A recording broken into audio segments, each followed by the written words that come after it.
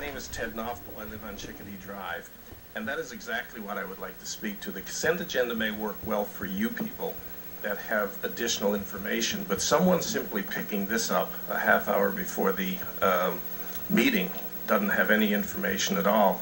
For example, just in the in tonight's agenda, I'm curious as to Port Orange Property Development, Inc., an incorporated company. Who are the shareholders of that? Does the city have a stake in it? You'd never glean any of that information from the consent agenda. So how is it I put that on the agenda at the beginning of the meeting? Now, some information will be passed out in your discussion, but it's too late. I didn't fill out the scrap of paper 20 minutes earlier. Same thing with a golf club at Cypress Head, Inc., another private company, I guess. Does the city have a stake in that? And why are we having an annual meeting of the golf club at Cypress Head, Inc. in the middle of a council meeting? That's what I'm presuming is going on. And I just have a host of questions from your 12-8 meeting on the federal groundwater rule that was discussed. And I take it you gave direction to staff to go ahead and start trying to comply with that rule. Your audit services, your selection committee. I'd be curious as to who sits on your selection committee. Municipal Fire Pension Board, the appointment of that last member. What's the significance of not appointing that last member?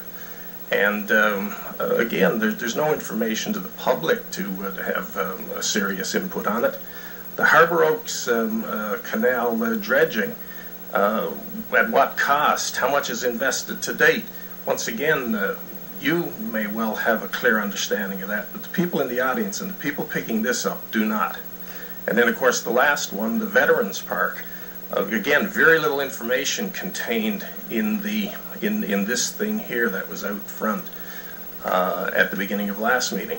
So I see a real problem from the public's perception in terms of being able to debate any of these items or ask questions on any of these items.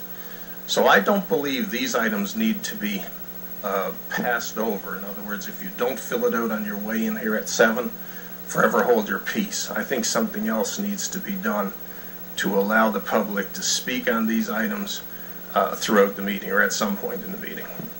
I think some of those that you just mentioned are agenda items.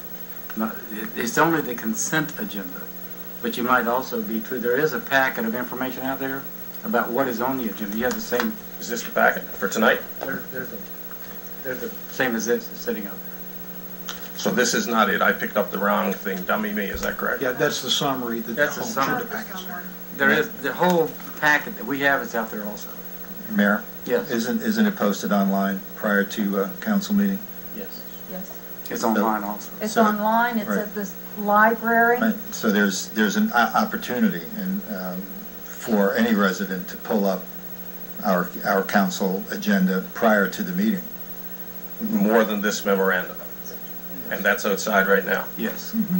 Okay, well, thank you. I'll go outside and get my copy of it. Does it look like this? Or does it look like something else? No, it looks more like this. How many of those would be out there, out of curiosity? One, I believe. So first come, first served? That person takes it? Do you just use it out at the podium and then? Correct. Yes, it's out there. And what time in the day does it go out on the podium? 8 o'clock in the morning or 5 o'clock or 2 o'clock? It's also in the clerk's office, but we can put it in the lobby beginning in the morning of the council meeting. That one. Yeah, okay. But it's probably a good idea to make it for public display and make it just in the lobby. It's a good suggestion. Thank you. Thank you, Dave. We try to get better. Appointments to council committees. Any changes? And I think it'd be great to get it clarified. Why is a council member serving as a liaison to the YMCA and also Art House? Okay, the YMCA, the building actually belongs to the city of Port Orange, and they are, providing the services, and they lease that facility from the city of Port Orange. And so when we constructed the building back in 1989, we did not appoint a member to the board. We appointed a liaison to the board so they would avoid the conflict of interest on voting on the issues that related to their board.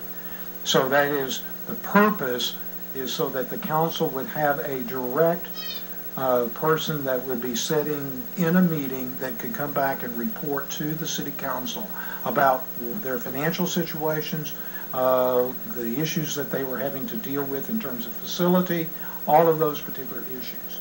The same thing with Art House is that they are located within a city building down on Ridgewood, and that was provided for that same type of coordination so that the city would always be informed about what they were doing and how that facility was being maintained and all of those types of items. Just for clarification of why you would see a city council member being asked to serve on that grouping.